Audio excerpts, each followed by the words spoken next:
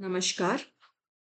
आप में से बहुत सारे स्टूडेंट्स जो ये वीडियोस देख रहे हैं या बहुत सारे पेरेंट्स जो ये चाहते हैं कि उनके बच्चे जो हैं वो सिविल सर्विसेज जॉइन करें या गवर्नमेंट जॉब्स जॉइन करें, वो चाहते तो हैं, लेकिन प्रॉब्लम ये होता है कि इतना ज़्यादा कॉम्पिटिशन हो गया है, इतना ज़्यादा कट थ्रोट कॉम्पिटिशन है कि ज़्यादातर स्टूडेंट्स जो हैं, वो प्रिपरेशन अगर शुरू भी करते हैं, तो भी उसको वो बीच में छोड़ देते हैं। कई रीज़न्स हो सकते हैं, या तो उनको लगता है उनके बस की नहीं है, ठीक है? उनको राइट गाइडेंस नहीं मिलती, उनके पास इतना time because by the time they start उनके पास ऑलरेडी उनके पास जॉब करने का प्रेशर होता है या फिर उनके पास और रिसोर्सेज़ नहीं होते हैं। कई सारे रीज़न्स की वज़ह से दे लीव दैट प्रिपरेशन मिडवे। एक आधा अटेम्प्ट देते हैं half heartedly and they leave it. Reason क्या है कि वो ऐसा अपने अगर चाहते भी हैं, even if they dream of it, even if they dream to become an IAS officer और एन आईपीएस ऑफिसर और may be a state civil services officer, वो क्यों छोड़ देते हैं? The reason is very simple, because they start their preparation late. That is the major reason. We can say कि हमारे पास time नहीं है, वी कैन से कि हमारे पास पैसे नहीं है, we can say lot of things, but the real reason, जो रूट कॉज़ है वो यही है कि जो प्रिपरेशन होती है वो बहुत लेट शुरू करते हैं बच्चे। मैं एक चैनल शुरू कर रही हूँ, ठीक है? जिसका प्योरली मोटिव यही है कि मैं सोसाइटी के लिए कुछ कंट्रीब्यूट कर पाऊँ, ठीक है? और ये जो चैनल है, ये बेसिकली मैं चाहती हूँ स्कूल स्टूडेंट्स के लिए बेनिफिशियल हो, ताकि अगर उनको आगे चल के सिविल सर्विसेज जैसे नोबल प्रोफेशंस जॉइन भी करने हैं, गवर्नमेंट जॉब्स में वो स्टेबिलिटी चाहते हैं, अपनी जॉब्स में ढूँढना चाहते हैं, गवर्नमेंट जॉब्स में फिट इन होना चाहते हैं, उनके पास एक फाउंडेशन तैयार हो जाए। क्योंकि अभी जो हमारा स्कूल का सिस्टम है, जो स्कूल का करिकुलम है, वो अच्छा है, no doubt about it, but वो बच्चों को कॉम्पिटिटिव एग्जाम्स के लिए तैयार नहीं कर रहा। जैसे अब बहुत सारे बच्चे आईआईटी जी की तैयारी करते हैं, नीट की तैयारी करते हैं, एंड आजकल तो कुछ बच्चे as early as class fifth start कर दिया है। क्लास फिफ्थ में भी वीकेंड क्लासेस बहुत सारे पेरेंट्स उनकी आईआईटी जी और नीट के लिए लगवाने लग गए हैं, which is not a bad thing I would say.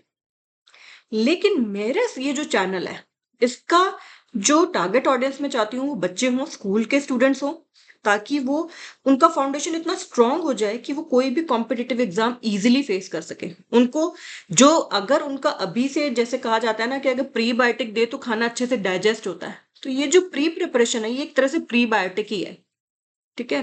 Pre biotic probiotic कि जिसकी वजह से उनको बाद में जो कॉन्सेप्ट्स हैं, जो और डिफिकल्ट और डिटेल्ड कॉन्सेप्ट वो सीखेंगे, उनको दिक्कत ना हो। पहले और मैं ऐसा नहीं हूं कि उनको I will bombard them with the concepts, no, I will just introduce them to a concept, ठीक है? क्योंकि अगर कोई बच्चा क्लास एट्थ में, कोई बच्चा क्लास नाइन्थ में, उसको एक सिंपल एक कॉन्सेप्ट इस साल सिखाया जाए, अगले साल उसको फिर थोड़ा सा सिखाया जाए। Give an example, just imagine if you are told to write an essay in Spanish exactly after 1 month, you'll obviously be stressed because you don't know the language. But if you're told that you're supposed to write that essay next year, then you'll not be as stressed. Why? Because you will still think कि I have 1 year. मैं उसमें I can start from the basics. मैं Spanish एक साल में तो इतना तो सीख ही लूंगा कि ये इतना तो सीख ही लूंगी कि I can write an essay in it. Right? Schools में भी देखिए आप, आपको क्या do they teach you difficult concepts straight away? क्या वो क्लास वन में आपको रैशनल नंबर्स पढ़ाने लग जाते हैं? No, gradually they introduce it to you. पहले वो आपको नेचुरल नंबर्स बताएंगे, नेक्स्ट क्लास में they will introduce you to the concept of whole numbers, then they will introduce you to the concept of integers, then in the next class they will introduce you to the concept of rational numbers and so on. Similarly Hindi में आप हिंदी पढ़ते हैं, बहुत सारे Hindi speaking states हैं उसमें पढ़ते हैं आप, तो क्या वो डायरेक्टली आपको सीधा ग्रामर के डिफिकल्ट कॉन्सेप्ट पढ़ाने लग जाते हैं? नहीं, they teach you from the basics. से पहले संज्ञा बताएंगे, सिर्फ उसकी डेफिनेशन बताएंगे, सर्वनाम की डेफिनेशन बताएंगे, फिर अगली क्लासेस में वो आपको संज्ञा के भेद बताएंगे, सर्वनाम के भेद बताएंगे, कैसे उनमें डिफरेंशिएट करना है, क्रिया बताएंगे। फिर और आगे की क्लासेस में they introduce you with concepts like क्रिया विशेषण, उपसर्ग प्रत्यय और अलंकार और समास। So it is gradual, the process is gradual. जैसे कि प्लेयर्स हैं हमारे यहाँ, विराट कोहली, साइना नेहवाल, गुकेश, तो do you think they are overnight success? No, they worked hard, and most importantly, they started early. This is what I want to tell you. So my vision is to introduce the concepts gradually, just like the schools. Okay, this will also help the students in their school and college studies. Now, before I start further, before I resume further, I want to tell you about the overview of the India's most prestigious competitive exam, which is Civil Services Examination. ये 3 stages में conduct होता है। First stage is preliminary examination, जो कि objective type होता है। इसमें एक कट ऑफ मार्क्स जाता है depending on the difficulty level of that year. जो उसको क्वालिफाई करते हैं वही मेंस एग्जाम लिख पाते हैं, वही मेंस एग्जाम लिख पाते हैं। सिमिलरली मेंस का कट ऑफ जाता है, जो मेंस एग्जाम को क्वालिफाई कर लेते हैं वही इंटरव्यू के लिए अपीयर होते हैं। It is one of the most difficult exams of our country. Preliminary examination में होता क्या है, just give you an overview. Paper 1 होता है जनरल स्टडीज का, जिसमें हर चीज आती है, चाहे वो ज्योग्राफी हो, हिस्ट्री हो, इकोनॉमिक्स हो, पॉलिटी हो यानी कि सिविक्स, साइंस हो, करंट अफेयर्स हो, एवरीथिंग। एंड सिमिलरली पेपर 2 होता है जो कि सिर्फ क्वालिफाइंग होता है, बट इसमें काफी कुछ आता है, जैसे कि आपका मैथमेटिक्स के कॉन्सेप्ट्स आते हैं जिसको हम क्वांटिटेटिव एप्टीट्यूड कहते हैं। इसमें आपको इंग्लिश लैंग्वेज का भी थोड़ा सा टेस्ट होता है। इसमें आपका रीजनिंग, लॉजिकल रीजनिंग का टेस्ट होता है। पेपर 2 है क्वालिफाइंग, अगर उसको क्वालिफाई नहीं किया तो प्रीलिम्स क्वालिफाई करने का तो सवाल ही नहीं होता है। प्रीलिम्स के सिलेबस में बहुत कुछ आता है, जैसे मैंने बताया पेपर 1 में करंट इवेंट्स आते हैं, हिस्ट्री, इंडिया की, Indian national movement, Indian polity and governance, economic and social development, environment and ecology, general science, geography, C SAT में फिर क्या आता है, comprehension, quantitative aptitude, logical reasoning, decision making, बहुत कुछ आता है। सिमिलरली फिर मेंस एग्जामिनेशन होते हैं, उसमें 9 पेपर्स होते हैं। ठीक है, ये इतना भी आपको मतलब, क्योंकि स्कूल के बच्चों पे हम वो कर रहे हैं फोकस, तो लेकिन बहुत इलेबोरेट एग्जाम होता है। मेंस जो है उसमें आप सोचिए 9 एग्जाम्स आते हैं, 9 पेपर्स होते हैं। ठीक है, 9 आपको एक papers you have to write. पहला एस्से का होता है, फिर जनरल स्टडीज होते हैं 4, फिर ऑप्शनल्स भी होते हैं। तो you have a lot to do. उसमें बहुत कुछ है, पर्सनैलिटी टेस्ट वगैरह होता है, इतना आपको जानने की भी जरूरत नहीं है। फिर इसी तरह से स्टाफ सिलेक्शन कमीशन है। स्टाफ सिलेक्शन कमीशन का एक बहुत ही फेमस एग्जाम होता है, कंबाइंड ग्रेजुएट लेवल एग्जामिनेशन, जिसमें कोई भी ग्रेजुएट, यूपीएससी के लिए भी, सिविल सर्विसेज एग्जाम के लिए भी कोई भी ग्रेजुएट कैन अपीयर। ठीक है, चाहे वो बीए हो, चाहे वो बीकॉम हो, चाहे वो बीएससी हो, चाहे वो बीटेक हो, चाहे वो कोई भी हो, बीडीएस हो, कोई भी किसी भी तरह की ग्रेजुएशन है, इसको इक्विवेलेंट एग्जाम जो होता है वो जिन्होंने अपीयर कर रहे हो फाइनल ईयर में या फिर जिन्होंने दे दिया हो वो एलिजिबल होते हैं। इसी तरह से एसएससी भी करता है ग्रेजुएट लेवल एग्जामिनेशन, जो कि गवर्नमेंट ऑफ इंडिया में बहुत सारी group B and C post के लिए होता है। बहुत बहुत लाखों बच्चा देता है, just like civil services exam. इस एग्जाम को भी हर साल लाखों बच्चे देते हैं। काफी सारी इसमें पोस्ट हैं, असिस्टेंट सेक्शन ऑफिसर होते हैं, सेंट्रल सेक्रेटेरिएट सर्विस में असिस्टेंट सेक्शन ऑफिसर होते हैं, मिनिस्ट्री ऑफ एक्सटर्नल अफेयर्स में इनकम टैक्स इंस्पेक्टर होते हैं, ऑडिटर होते हैं, एक्साइज इंस्पेक्टर होते हैं, प्रिवेंटिव ऑफिसर होते हैं। Lot of post, lot of post. यहाँ पे इतनी सारी पोस्ट है कि उनको लिखा भी नहीं जाएगा, लिखा भी नहीं जा सकता। उनका भी, उसमें भी जो होता है वो 2 पार्ट्स में होता है। ठीक है, सब कुछ ऑनलाइन ही होता है। वो जो एग्जाम है उसमें भी बहुत कट थ्रोट कॉम्पिटिशन है। जनरल अवेयरनेस भी आती है, क्वांटिटेटिव एप्टीट्यूड यानी कि मैथमेटिक्स आता है, इंग्लिश कॉम्प्रिहेंशन आती है, इंटेलिजेंस एंड रीजनिंग आती है। सब में यही है। इसी तरह से बहुत सारे स्टेट सिविल सर्विसेज एग्जाम, वो कि जिसमें स्टेट सिविल सर्विसेज जो है, ठीक है, जैसे for instance Rajasthan administrative services हो गया, हरियाणा सिविल सर्विसेज हो गया, बहुत सारे सिविल सर्विसेज हैं जो कि बहुत अच्छी ग्रुप ए सर्विसेज भी हैं जिनमें की वो भी है। बिसाइड्स सब स्टेट्स के जो पब्लिक सर्विस कमीशन है वो कुछ group B, group C post के लिए भी एग्जाम लेते हैं। ठीक है, तो कंपटीशन बहुत है। Even for the lowest post, जो ग्रुप सी की लोएस्ट रंग की पोस्ट है, उनके लिए भी कंपटीशन है।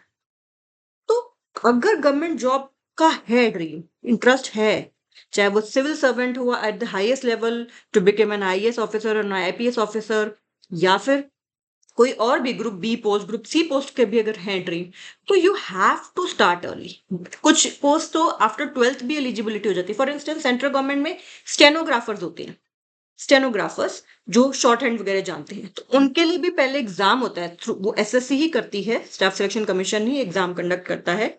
उसको भी फिर पहले उसमें भी कई सारे लेवल होते हैं, एंड फिर बाद में उनका स्किल टेस्ट होता है, उनको कितना आता है typing and shorthand and all that.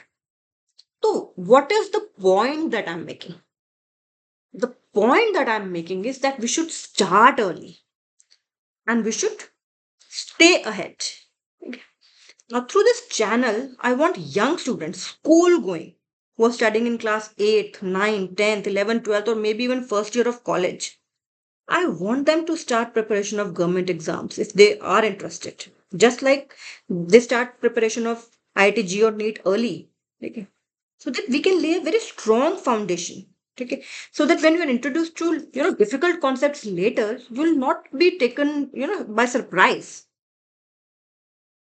And you must be knowing that the first books which are recommended for any competitive exam, that are NCRT books, okay, because basics matters, okay. In my channel, I'll be introducing to the concepts very gradually. So for instance, for example, I'll introduce to the concept of fundamental duties. I'll just be introducing it to you. I'll not be going back into its history, why they were introduced, when they were introduced, constitutional amendments से आए, and all that. I'll introduce what are fundamental duties. Okay. Then and make for another concept like maybe rights, fundamental rights, and so on. Similarly, mathematics will cover some concepts. Maybe after 6 months or 7 months, I'll come back to fundamental duties, and then I'll elaborate it more. Okay, what was the background behind the introduction of fundamental duties, because they were not in the original constitution. So, so the children can actually grasp the concepts. They are not bombarded with facts. They're not supposed to cram them, but they'll actually get the hold of the concepts, right? So please, I would request you, if you all can subscribe to the channel, and please share this with all your relatives, all your colleagues, all your friends, because सबके घरों में बच्चे हैं, ठीक है, किसी के भी बच्चे की जिंदगी में अगर हम कुछ भी डिफरेंस क्रिएट कर पाए, ठीक है, तो इससे बड़ा कंट्रीब्यूशन हम सोसाइटी में क्या कर पाएंगे, आप ही खुद ही सोचिए, ठीक है। तो प्लीज, ठीक है, और शुरू में मैं वीडियोस हफ्ते में 2 या 3 मैक्सिमम बनाऊंगी, और धीरे धीरे may be after 6 months, may be after 1 year, मैं उसका फ्रिक्वेंसी भी बढ़ाऊंगी, ताकि फिर बच्चों को धीरे धीरे बच्चों को, बिकॉज क्योंकि उनके पास biggest advantage is that time is on their side. If they start early, time is on their side, why not try it. And most importantly, अगर किसी ने आईआईटी का सोच रखा है, किसी ने कुछ और सोच रखा है, तो भी there is no harm in learning these concepts, because ये आपको वैसे भी स्कूल में पढ़ाए जाते हैं, ठीक है, क्योंकि knowledge never never goes waste. अगर आप एक इंजीनियर भी हैं और अगर आपको पॉलिटिक्स के कुछ कॉन्सेप्ट्स आते हैं, इकोनॉमिक्स के कॉन्सेप्ट्स आते हैं, तो ऐसा नहीं है कि आप कोई कम इंजीनियर हो जाएंगे, ठीक है।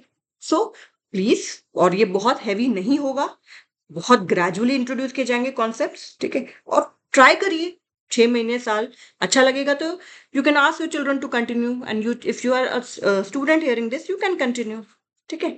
So thank you, and please remember that we must start early to stay ahead. Thank you so much.